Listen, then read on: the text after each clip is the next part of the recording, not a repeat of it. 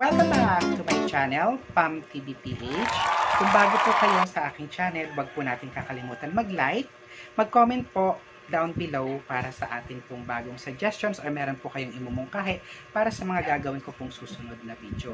And pakikita rin po itong red notification bell. A few moments later. Click this red button to subscribe and click the notification bell para updated po kayo sa ating mga bagong video. Mag-start po tayo after this intro.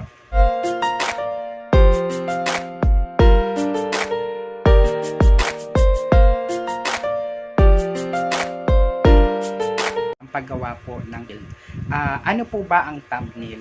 Ang thumbnail, guys, siya po yung nakikita natin kapag nagsusearch po tayo sa mga YouTube or YouTube entries po natin. May makikita kayong parang mga picture sa unahan kasama ng mga subtitle or titles po nila. Kumbaga sa magazine, siya po yung pinaka-cover. Yes, tama po. Siya po yung pinaka-cover ng magazine. So, yan din po yung sa YouTube.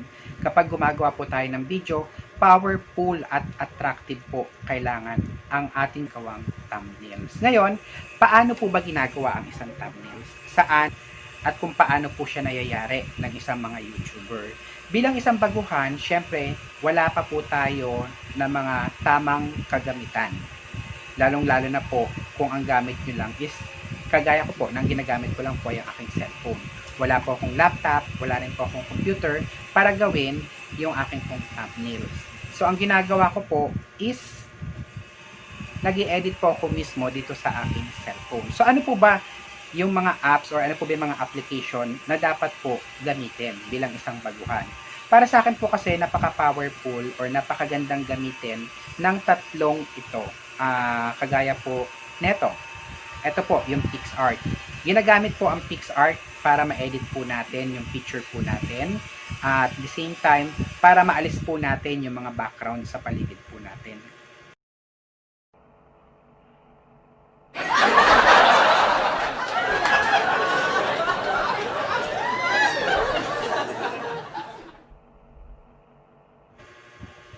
Yan po yung gamit ng isang PixArt. Ngayon, pangalawa po na ginagamit ko po sa paggawa ng aking thumbnail, ang Pixilab. Ito po siya. Ang Pixilab, diyan po nakikita yung mga size ng isang image para sa paggawa ng isang thumbnail. Take note po pala ha, ang paggawa po ng isang thumbnail, may particular po siyang sukat. Na 120, 1,280 over 720. Yan po yung sukat, kung di po ako nagkakamali, ng paggawa po ng isang thumbnail. Kasi hindi nyo po yan ma-attach kung hindi po siya tama doon sa sukat po natin. So, after this po, ng explanation po natin, ituturo ko po sa inyo kung paano po gamitin yung tatlo na meron pa po palang isa, yung atin pong YouTube Studio application. Ito po siya. Yan. Yan po yung ating YouTube Studio application. I-inform ko po kayo mamaya kung paano po siya gamitin. So, after this one po tayo para nasasabayan nyo po at nakikita nyo po kung paano ko po ginagawa ang aking isang thumbnail. Kasi, importante po sa isang baguhan at kagaya ko pong YouTuber na wala pa pong gamit, wala pa po tayong nagagamit kagaya po ng laptop, wala pa po tayong nagagamit kagaya ng mga computer, or magagandang mga application, kundi yung cellphone lang po natin. Pero sa pamamagitan po ng cellphone lang natin at mga ilang tulong sa mga apps application, makakagawa pa po tayo ng powerful at magandang thumbnail na kagaya ng ginagawa ko po sa akin. So, without further ado po, ito po, umpisahan na po natin. Yan guys, nakita nyo, ginanito ko siya, no? Naka-screen record na lang tayo para at least nasusundan at nakikita nyo kung paano ko siya ginagawa. So, start na tayo sa paggawa ng thumbnail. So, first step natin is pupunta tayo kay PixArt. Click lang natin si PixArt.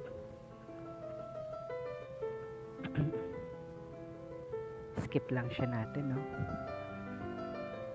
Then, pagpunta mo dito kay PixArt, ang gagawin lang natin, i-add mo lang yung photo na gusto mong i-edit or tanggalan siya ng background. So, add lang natin yung photos.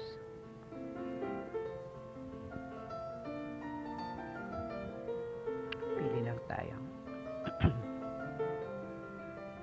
Siguro ito na lang.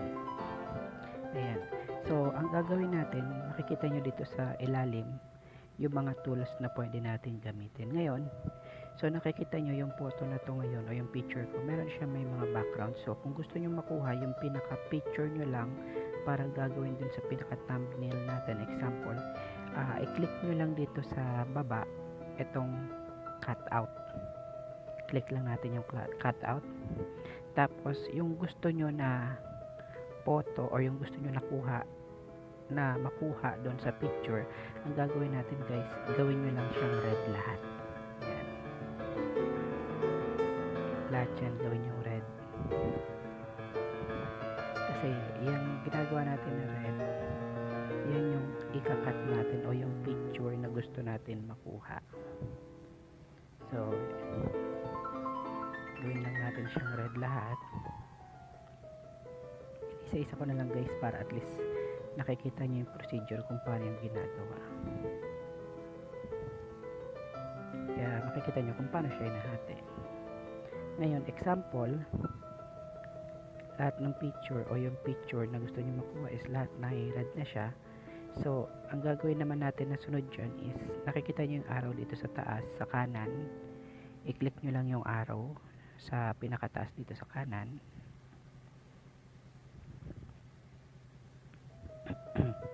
Ayan.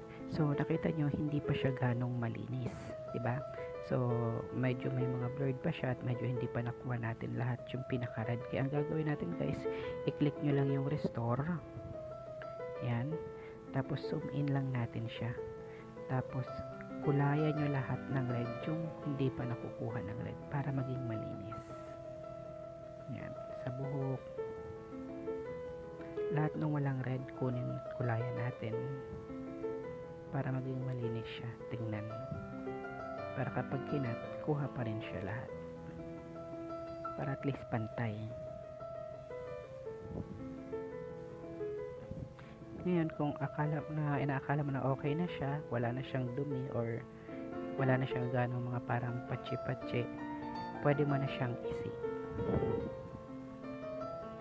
Yan. So, nakasave na siya. Nakita nyo, diba? Nawala yung nasa surroundings niya. Kumbaga yung parang pinaka-head or excuse me, yung pinaka-ulo na lang niya. So, again guys, save natin siya, no? Skip lang natin. Save to my device. Ayan. Save lang ha. Save lang pictures. Yun. So, ngayon, nakasave na siya. So, yung second step, yung gagawin natin is yung paggawa na ng pinaka-thumbnail. Ayan. So, ang gagawin natin sunod is pupunta tayo dito kay Pixelab.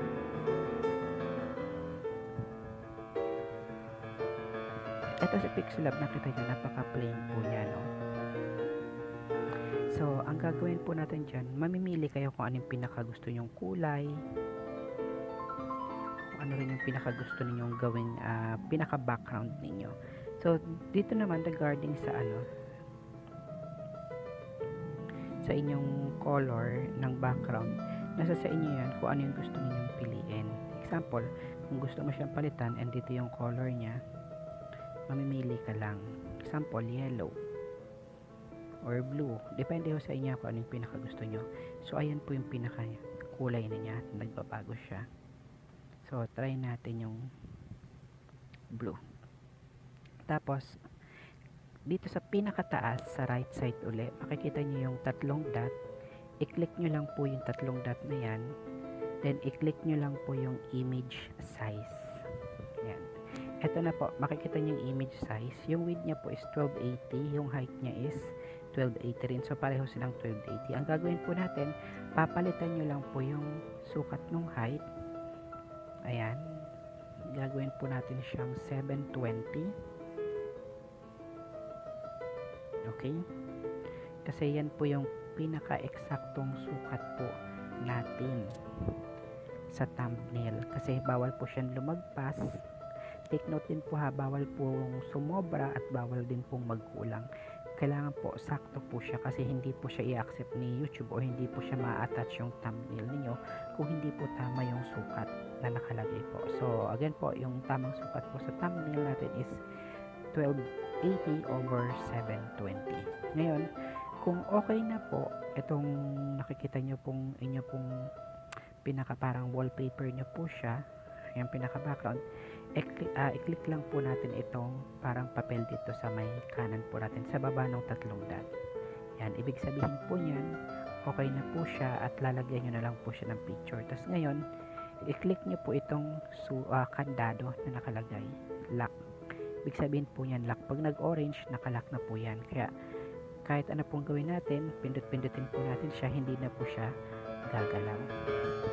So ngayon po, yung atin pong sinave kanina dun sa PixArt na picture, ang gagawin po natin is i-add po natin siya dito. So ito po yun.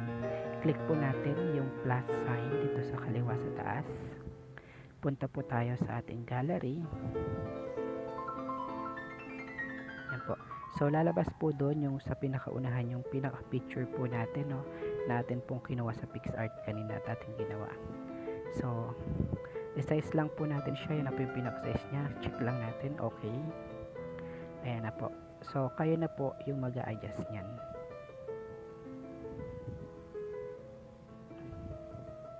I-adjust nyo lang po siya yung pinaka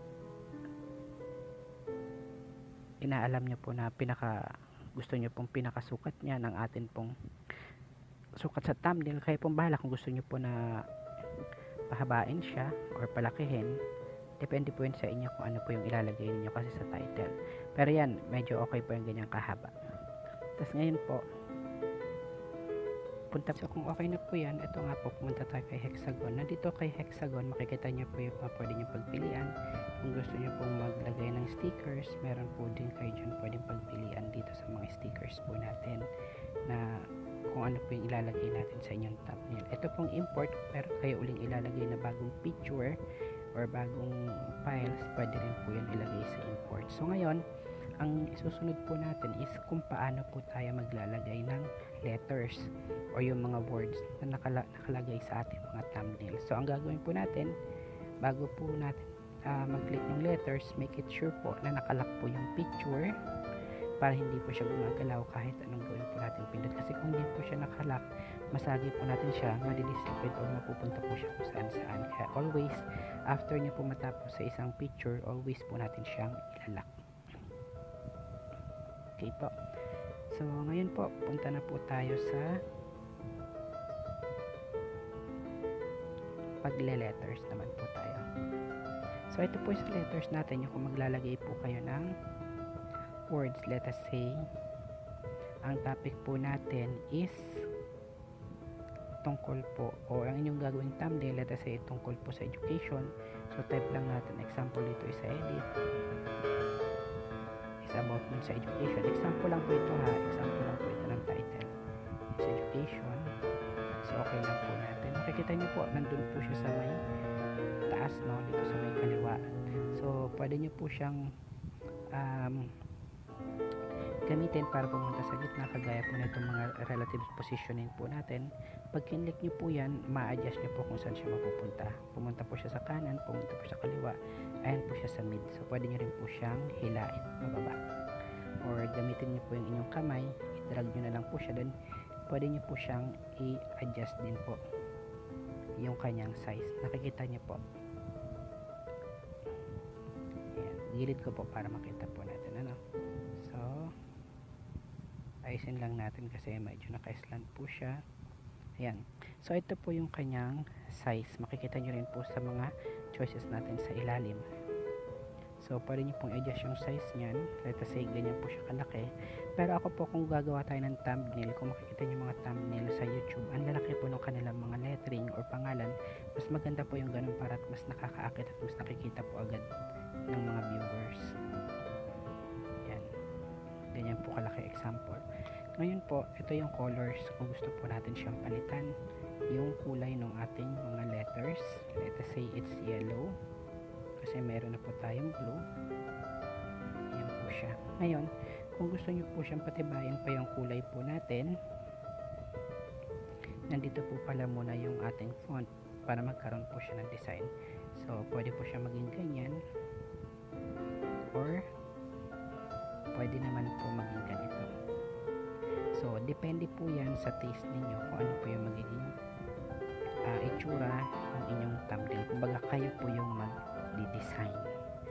So ito po yung ating mga choices sa ilalim na pwede nyo pong pagpilian, at iba pa pong mga kulay na pwede nyo po natin gawin sa pag-lettering. So ayan po yung simple tips po natin sa paggawa po ng thumbnail. Ngayon po, sinabi ko kanina kung bakit kasama po yung ating bago po pala lahat, no, i-save muna po pala natin siya kasi example lang naman yan. Kunyari, ayan po yung example natin sa thumbnail. Save to gallery. So image is being saved. So gagawin po natin yung pangatlo is pupunta naman po tayo kay YouTube Studio. So sa YouTube Studio po, dito po tayo magpapalit ng ating thumbnail. Click po natin si YouTube Studio. Click po natin yung tatlong line dito sa may kaliwa. Punta lang po tayo sa may videos. So dyan po lahat, makikita niyo po yung lahat ng videos po na nakalagay sa inyong YouTube channel. Example po, magkiklik tayo ng isang video. Ayan. So nakita niyo wala po siyang thumbnail. So si YouTube lang ang naglagay ng thumbnail niyan. Kung ano po yung naka-indicated lang dun sa ating video. So example, lalagyan ko po siya ng thumbnail. I-click nyo lang po dito sa may monitor yung parang pencil. Ayan po. Click po natin siya. Then i-click po ulit natin yung pencil na nandito sa kaliwa. Ayan po. So ayan. So dito na po tayo mamimili. Ito po yung picture na mismong si YouTube lang po yung kumuha ng thumbnail. Pero ang gagawin po natin, papalitan po natin siya ng thumbnail. So lang, custom thumbnail lang po natin. Tapos ito na po yung ginawa natin kanina. Ayan po. So ididikit lang po natin siya dyan. Select po natin yung okay po natin yung select. So place po natin yung save. Tapos i-back po natin siya. Ayun na po, yung pangalawa po natin kinlik, meron na po siyang thumbnail. So yun lang po yung proper way na pagpapalit ng thumbnail, kasi importante po na lagyan natin ng thumbnail yung atin pong mga ginagawang video para mas nakikita po siya ng ating mga viewer. Kasi kapag wala po siyang thumbnail, parang mga ganito lang po siya, makikita niya lang po yung parang puro mga picture out lang siya. Pero pag may thumbnail, naka-customize po siya at nakikita agad din po agad siya ni YouTube para mas mabilis na ma-promote po yung ating mga video. Ayan po. So yun lang po yung tamang paggawa ng ating thumbnail at yung tatlong application na ginagamit ko po sa paggawa ng thumbnail bilang isang baguhan sa YouTube, lalo na at wala pa po tayong ginagamit ng mga computers or laptop. So ginagawa po natin siyang manual sa tulong po ng mga ilang apps. Gaya po nung kanina na sinabi po sa inyo, yung ating pong PixArt, Pixelab, at ito pong ating YouTube Studio. Kasi ito pong tatlong po, sila po yung aking ginagamit na pakawari ko sa akin po is maganda naman po yung kanilang kinakalabasan sa mga thumbnail na aking nagagawa. So yun lang po, maraming salamat po sa pakikinig. Ulitin ko lang po, kung bago lang po kayo sa aking channel, huwag po natin kakalimutan mag-subscribe. Then pakilike na rin po yung video na atin po ginawa ngayon. Mag-comment po kayo kung ano pa po yung gusto natin malaman para sa aking mga next videos. And don't forget to subscribe sa atin pong channel. So thank you!